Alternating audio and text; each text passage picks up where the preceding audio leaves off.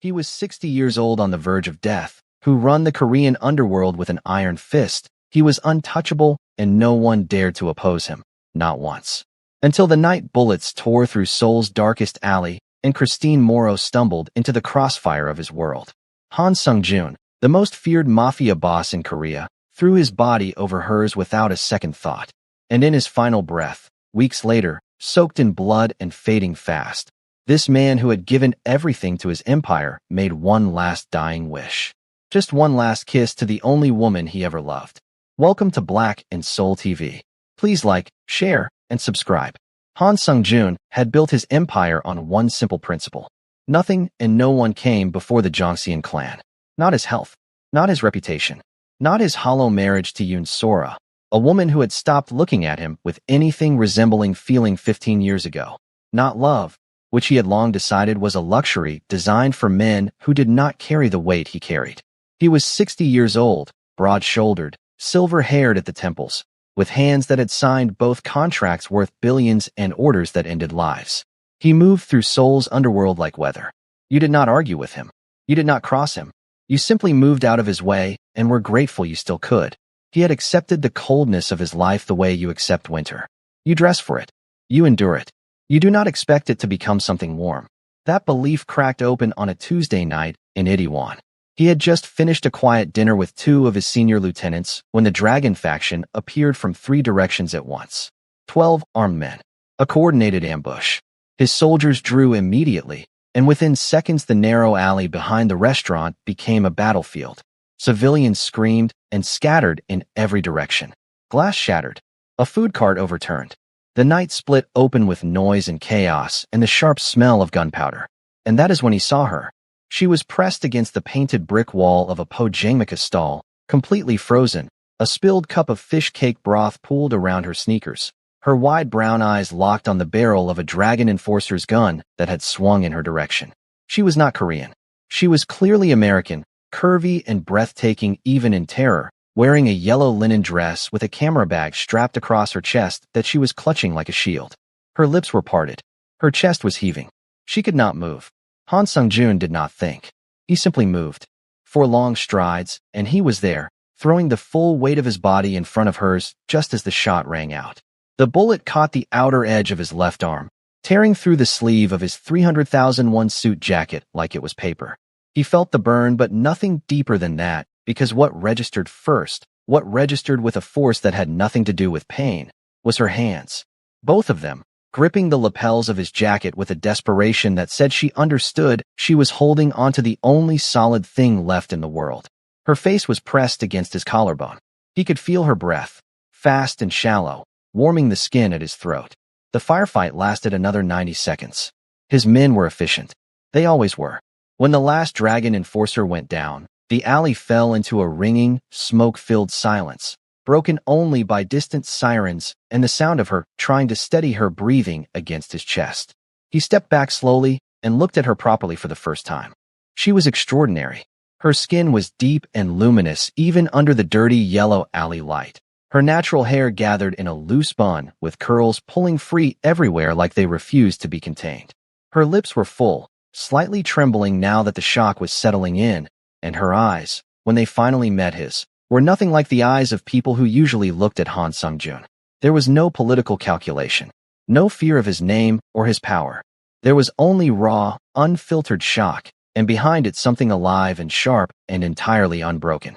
She said, in flat, certain, Cleveland-accented English, "You're bleeding." He glanced at his arm. The fabric was soaked through. "I'm aware," he said, his English carrying only the faintest trace of an accent. She blinked. "You speak English." Among other things. His eyes moved across her face, checking for injury. "Are you hurt?" "No." She looked at the wreckage of the alley around her, at the overturned stalls and shattered glass, and the men his soldiers were already quietly moving. "What just happened?" "Nothing that concerns you any further." He gestured toward his waiting car, which had rounded the corner the moment the shooting stopped. "My driver will take you to your hotel." She looked at the car. Then she looked back at him, and he watched her do something remarkable. She folded the fear back, tucked it somewhere behind her composure, and straightened her spine and became, in the space of one breath, someone who was not going to be handled. "I don't know you," she said. No, he agreed. But my jacket just stopped a bullet for you. That should count for something. She held his gaze for a long, assessing moment. Then the sirens grew louder and she clearly had no better option, so she walked to the car. He followed. His lieutenant moved to join them, but Han Sung-joon stopped him with one look. He would ride with her himself. He did not examine why. Her name was Christine Morrow.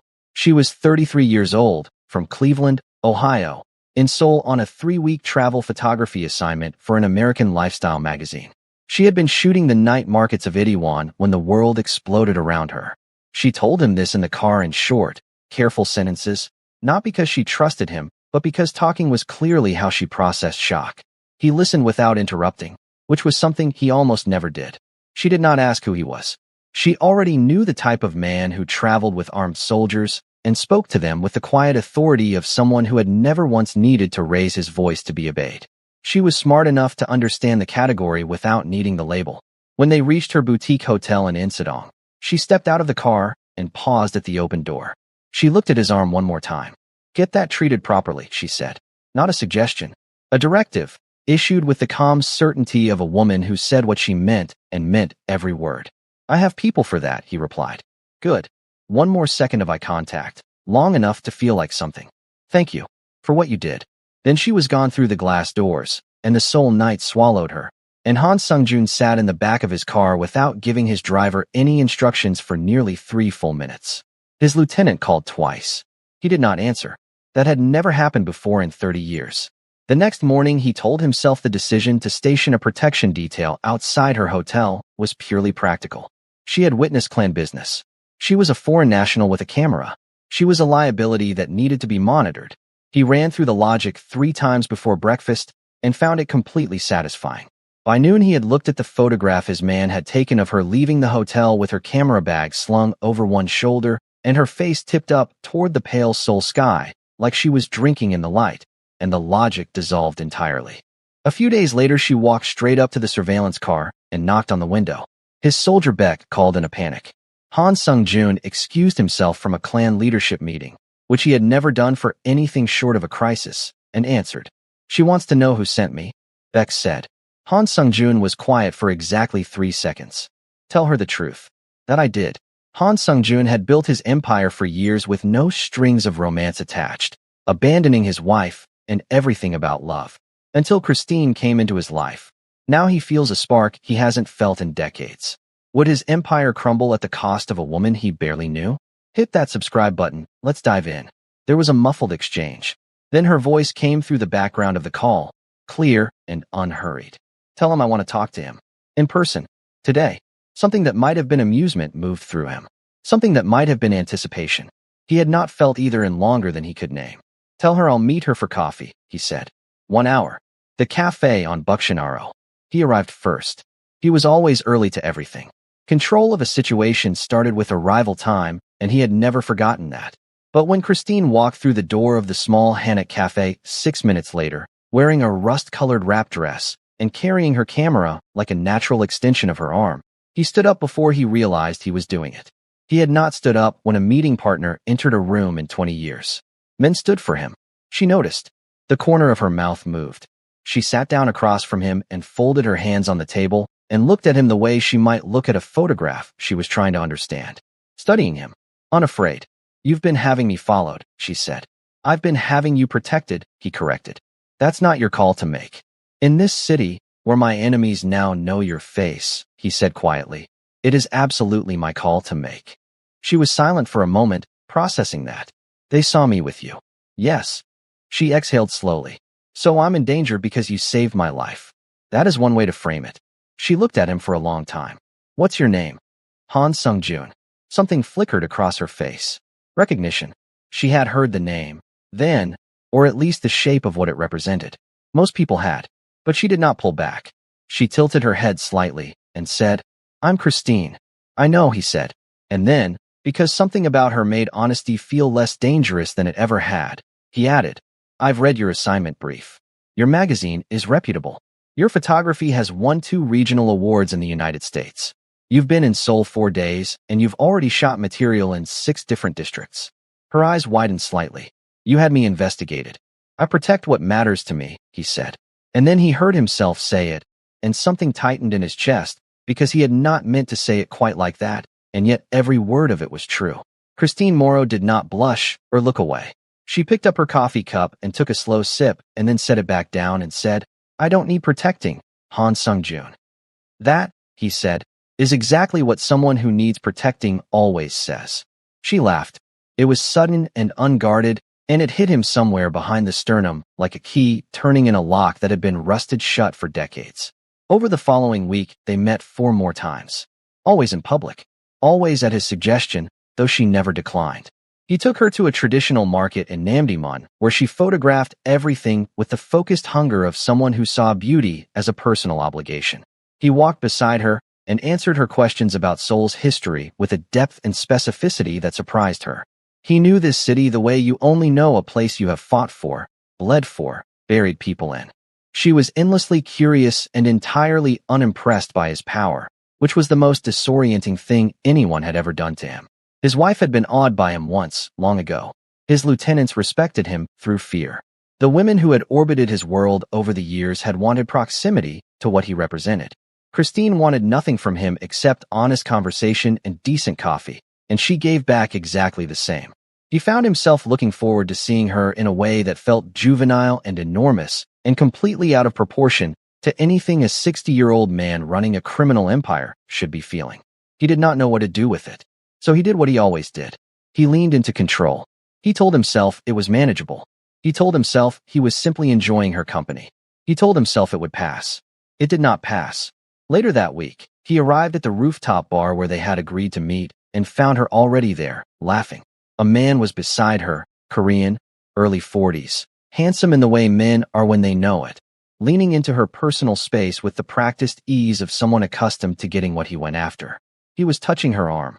She was being polite, not encouraging, but polite, and the sight of his hand on her arm sent something volcanic moving through Han Sung-joon's chest. He crossed the rooftop in measured strides and stopped beside her, and the temperature dropped around him the way it always did when he entered a space with intent.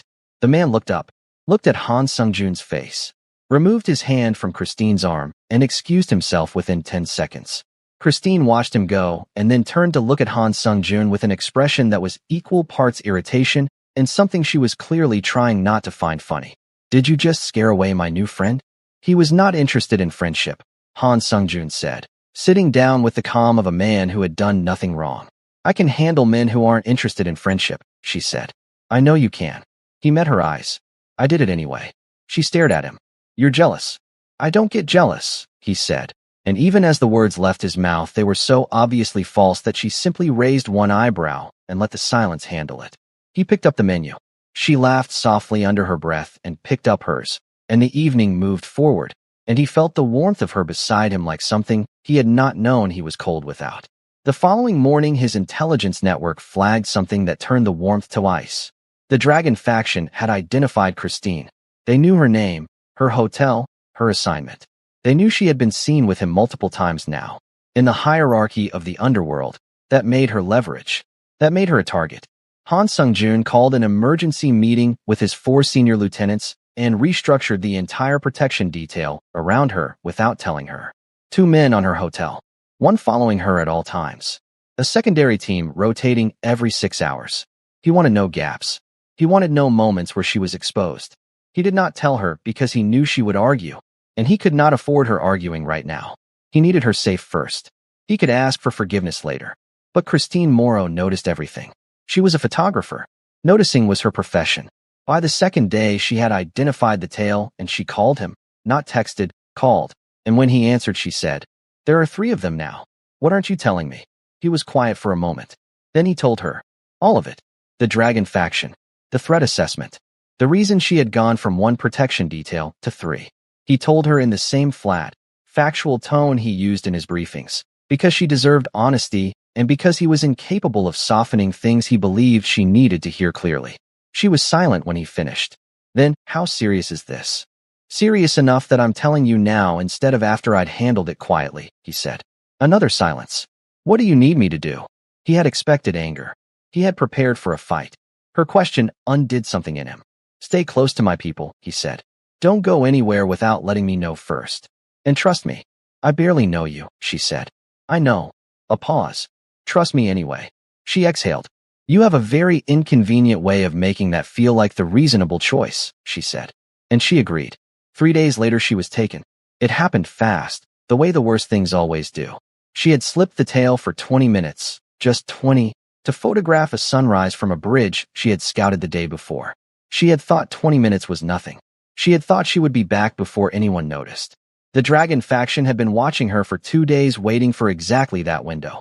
When Han Sung-joon got the call, his body went completely cold, and then completely still in the way that preceded the most dangerous things he had ever done. He stood in his office with the phone pressed to his ear and his eyes fixed on nothing, and he said, very quietly, "Find her. Find her in the next 2 hours, or I will burn every Dragon faction operation in this city to the ground and salt the ashes." He was ready to burn now soul for her, ready to get blood on his hands for the woman he loved.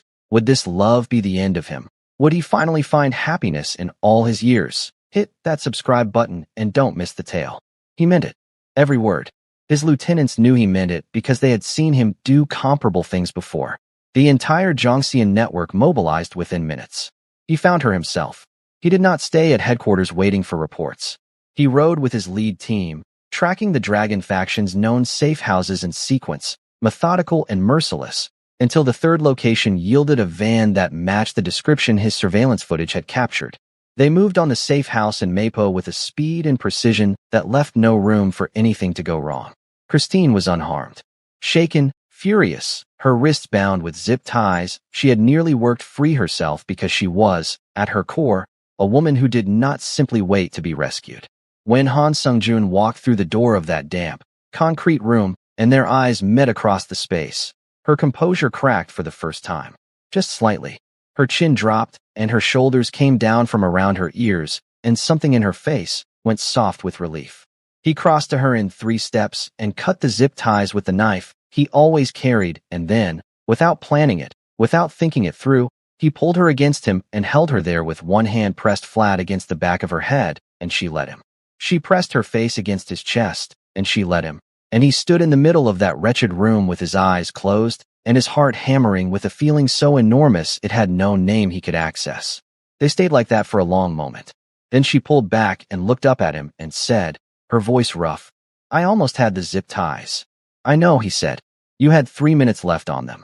She laughed, and it was wet at the edges, and he felt it like sunlight. Later that night, back at his penthouse where he had insisted she stay rather than return to the hotel, she sat in his kitchen wrapped in one of his suit jackets and drank the tea his housekeeper had made without being asked.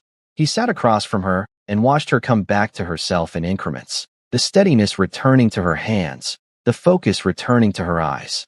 "You didn't have to come yourself," she said. "Yes," he said simply, "I did." She looked at him for a long time. "Why?"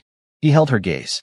A man who had never in 60 years said what he felt clearly, who had always hidden everything behind authority and distance and the carefully maintained architecture of power, looked at Christine Morrow across his kitchen table and said, "Because I could not have been anywhere else." The silence that followed was not empty. It was full of everything they had not yet said, pressing against the walls of the room. She set down her teacup. He did not move.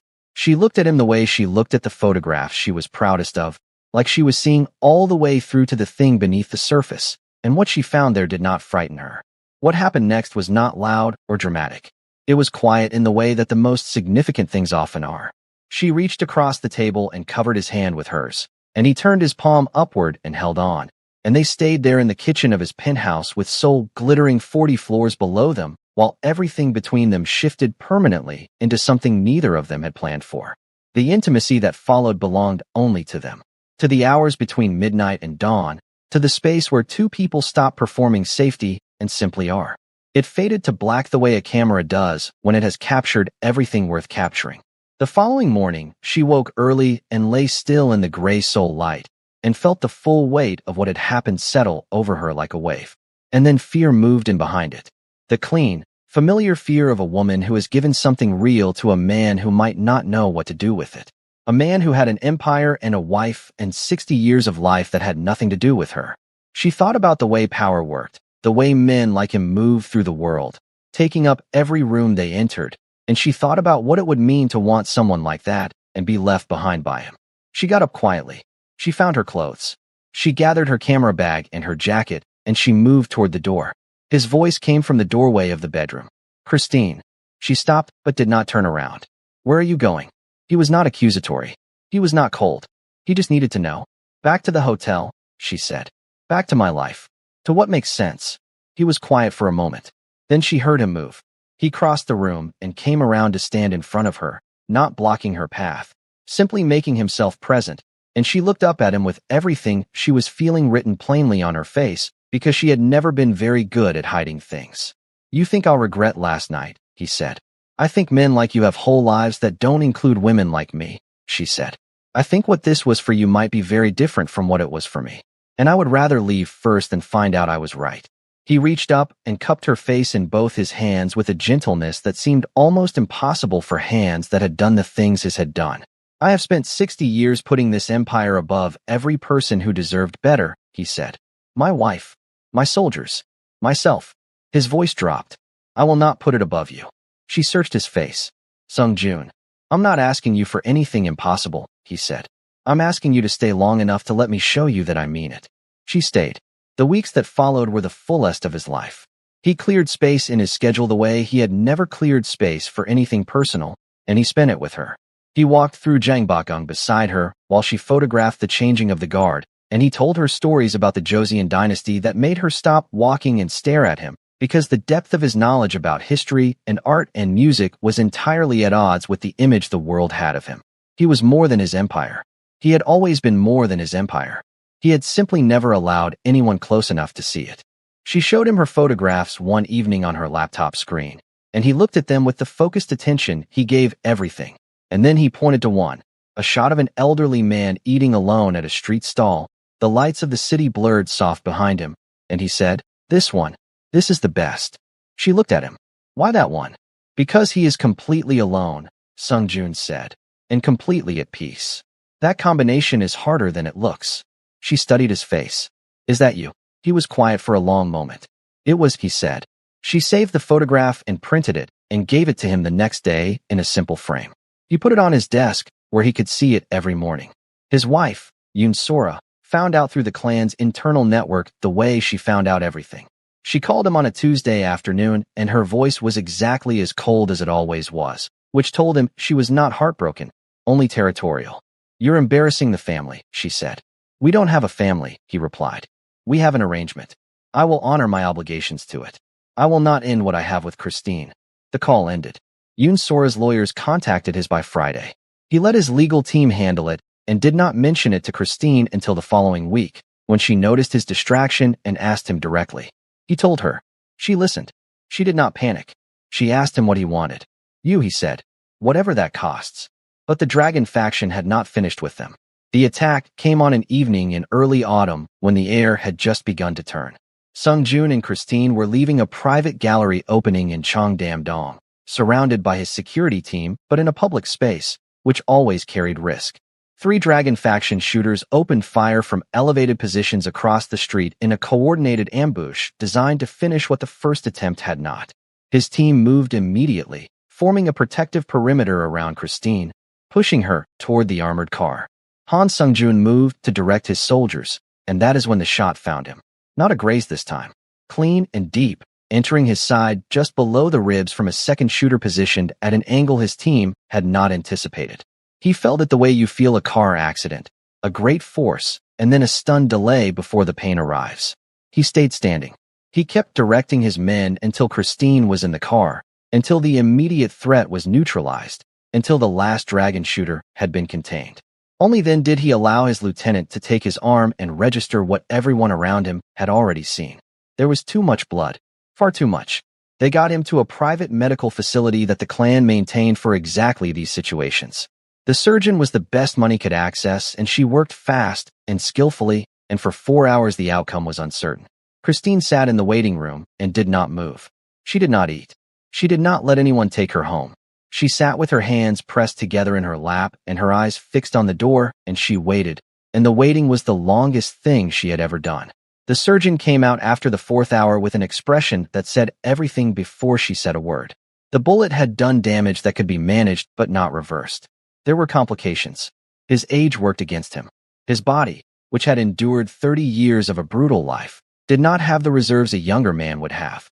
He had come through the surgery. He was stable. But the prognosis for full recovery was not what any of them were hoping. Christine went in to see him when they allowed it. He was pale against the white of the hospital bed in a way that made him look like a different man, though his eyes, when they opened and found her, were exactly the same. Sharp, present, entirely himself. "You're still here," he said.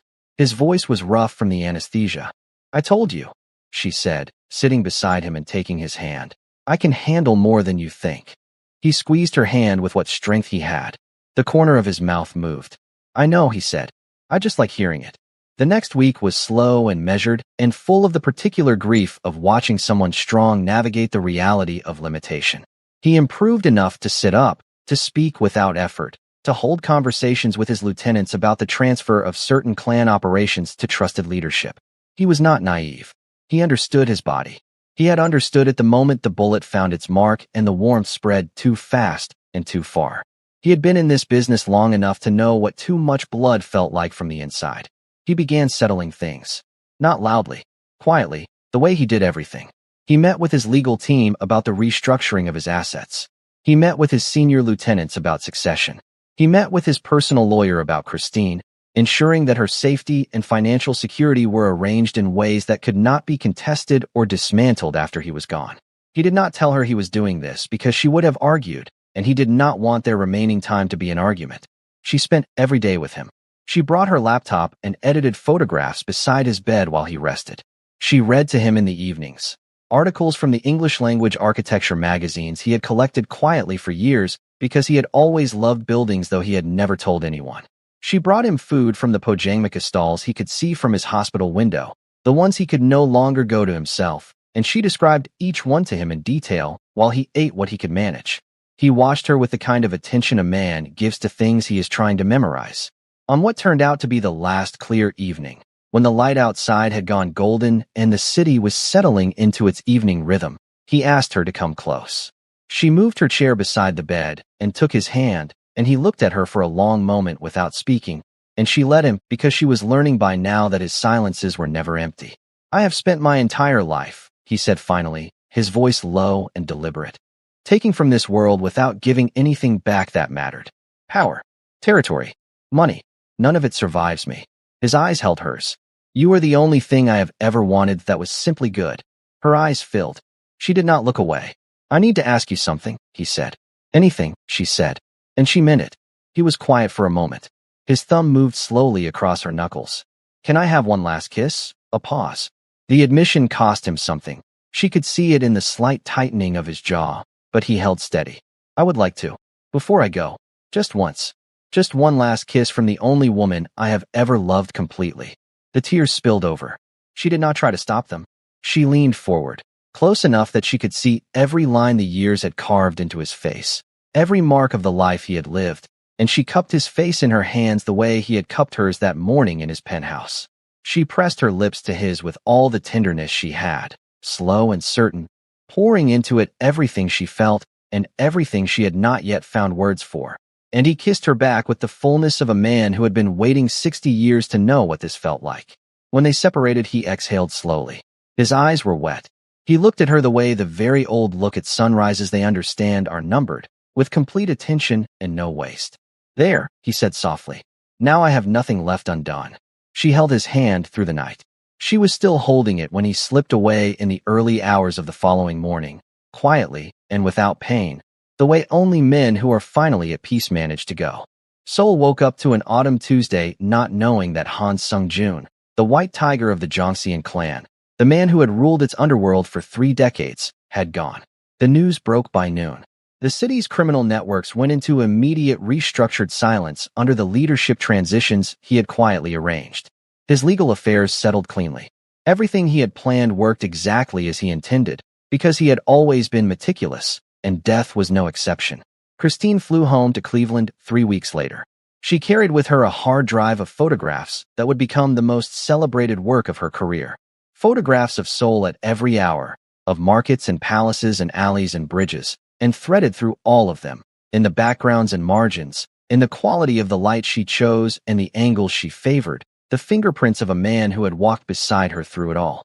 The magazine ran 8 pages. The editor called it a love letter to a city. Christine knew it was something more specific than that. She returned to Seoul the following spring. Not for work. She had been named the beneficiary of a small gallery space in Insadong that a lawyer contacted her about 2 months after she had returned to Ohio. The paperwork listed the donor as an anonymous estate. She knew. She opened the gallery in April, when the city was covered in pale pink cherry blossoms and the air smelled like rain and new things. She hung her Seoul photographs on white walls and clean frames and invited people in and watched them move through the space with the careful reverence people bring to things that feel true. On the wall nearest the entrance, she hung one photograph larger than the rest. An empty chair at a street stall, the city glowing warm behind it.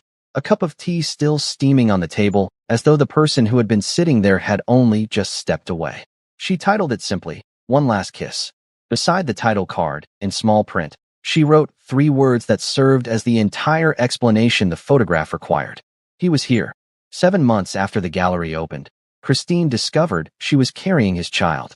She sat with the test in her hands in the bathroom of the apartment she had taken near the gallery, the same Insadong neighborhood where she had first arrived in Seoul, not knowing what was waiting for her. And she cried until she could not cry anymore. And then she laughed. And then she pressed one hand flat against her stomach and said, into the quiet of the room, to the presence she still felt clearly even now, "You absolute man." Even now. She named her daughter Sunghae.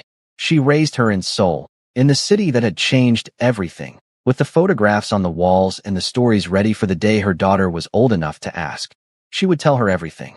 About the man who had given his entire life to an empire and discovered at the end what he had missed. About the shot that found him. About the last clear evening and the golden light and a dying wish that had nothing to do with power or territory or legacy. Just one last kiss from the woman he truly loved. And how in giving her that, he gave Christine something she would carry every day for the rest of her life. The knowledge that she had been loved completely, without reservation, without condition, by a man who had never loved anything completely before. That, she would tell her daughter, is rarer than any empire. That is worth everything.